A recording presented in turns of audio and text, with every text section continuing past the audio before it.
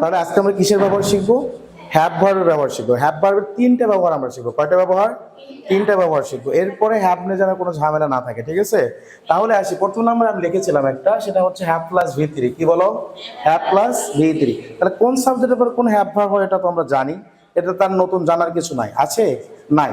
তাহলে have plus V three, have plus V three, have plus V three. Okay, প্রথম number. তাহলে কাজ শেষ ফল আছে যেখানে হ্যাভ প্লাস ভি থ্রি সেখানে। আবার বলেন কি কি? কাজ শেষ ফল আছে যেখানে হ্যাভ প্লাস ভি থ্রি সেখানে। কোনো সমস্যা আছে? নাই। ক্লিয়ার? ওকে, তাহলে আসি, আমি রান্না করেছি। কি বলো বলো তো?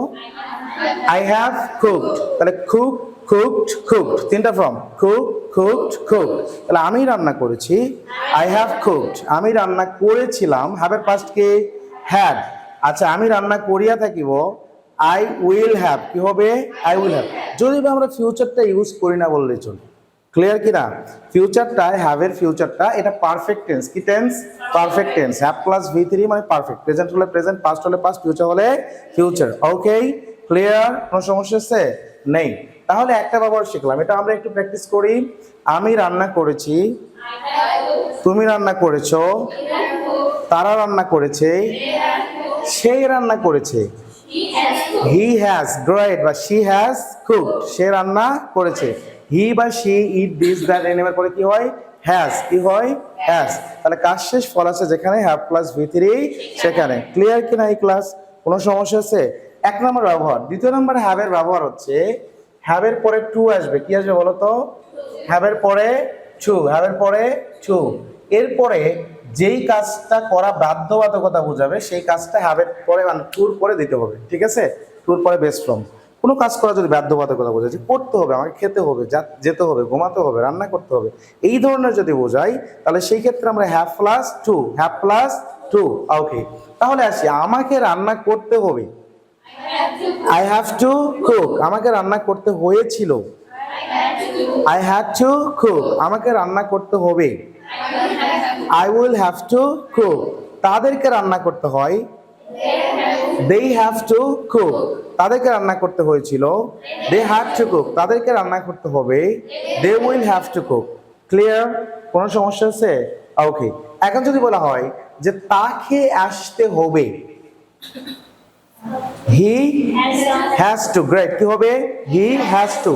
তাহলে তাকে আসতে হবে, হি হ্যাজ টু কাম। তাকে আসতে হয়েছিল, হি হ্যাজ টু কাম। তাকে আসতে হবে, he will have to come. Very good. তাহলে আমরা কয়টা ব্যবহার শিখলাম হ্যাভের? দুইটা। তিন নম্বর আমরা হ্যাভের ব্যবহার শিখবো, সেটা হচ্ছে যে হ্যাভের পরে কোনো ভার্ব থাকবে না। কি থাকবে না? হ্যাভের পরে কোনো ভার্ব থাকবে না। তাহলে হ্যাভের পরে কি থাকবে বলো তো? হ্যাভের পরে কি থাকবে? কথা বলে না। হ্যাভের পরে কোনো একটা নাউন থাকবে। যেমন আমি বললাম যে আমার একটি কলম আছে, আই হ্যাভ আ পেন। আমার একটি কলম ছিল, I had a pen. Great. আমার একটি কলম থাকবে, I will have a pen. Very good, excellent. তাহলে হ্যাভের পরে প্রথমে হচ্ছে জাস্ট ভি থ্রি থাকবে, সেটা পারফেক্ট টেন্স হয়। কোন টেন্স হয়? পারফেক্ট টেন্স হয়। এরপরে হ্যাভ প্লাস টু হলে সেটা অ্যাজ ইউজুয়াল মডালস হিসেবে হয়। কিভাবে হিসেবে হয়? Modals, have to, has to. এরপরে আসছে হ্যাভ যদি মেন ভার্ব হিসেবে হয় তখন সেটা ইনডেফিনিট টেন্স। কি টেন্স হবে? Indefinite tense. কোনো কিছু আছে এটা বোঝাবে। তাহলে বলো তো, আমার বাবার একটি গরু আছে। কি হবে? My father has a cow. My father has কি হবে? বাবা কয়জন? একজন। তাহলে একজন বোঝালেই কি হবে? হ্যাজ। কি হবে? একজন বোঝালে কি হবে? হ্যাজ। একজন বোঝালে কি? হ্যাজ। আর একের অধিক বোঝালেই হ্যাভ। কি হবে? হ্যাভ। তাহলে আমাকে যেতে হবে, কি বলেছি? I have to go.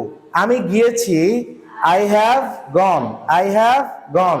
তাহলে আমার আছে কোনো কিছু, তাহলে সেই ক্ষেত্রে হ্যাভের পরে সেই নাউনটা। যেমন আমার একটি কলম আছে, আই হ্যাভ আ পেন। আমার একটি বই আছে, তাহলে কি হবে বলো তো? আই হ্যাভ আ বুক। আমার একটি ক্যামেরা আছে, I have a camera. I have a camera. কোনো সমস্যা আছে? দেন প্রবলেম অ্যাবাউট দিস? এখন একটু আমরা ছয়টা ধরনে আসবো। কিসে আসবো? ছয়টা ধরন। এটা যেহেতু এখানে অক্সিলারি ভার্ব হয়েছে, তার মানে আমাদের নেগেটিভ ইন্টারোগেটিভ আমাদের ছয়টা ধরন করেছি। ছয়টা ধরন করার জন্য এক্সট্রা কোনো কি নিয়ে আসার প্রয়োজন নেই, অক্সিলারি ভার্ব নিয়ে আসার প্রয়োজন নাই। তাহলে হ্যাভ নট কন্ট্রাকশন করলে কি হয় বলতো? Haven't. Have not, haven't. Had not, hadn't. Has not, hasn't. Clear? কোনো সমস্যা আছে? ওকে, তাহলে আমি রান্না করেছি, আই হ্যাভ কুকড। আমি রান্না করিনি, I haven't cook. I haven't cook. আমি কি রান্না করেছি? Have I cooked. আমি কি রান্না করিনি? Haven't I cook. আমি কি রান্না করেছি? What have I cook. Great. What have I cook. আমি কখন রান্না করেছি? When have I cook. Clear? এখন যদি বলি সে রান্না করেছে, হি হ্যাজ কুকড। সে রান্না করেনি, হি হ্যাজন্ট কুক। সে কি রান্না করেছে? Has he cook. সে কি রান্না করেনি? Hasn't cook. সে কি রান্না করেছে?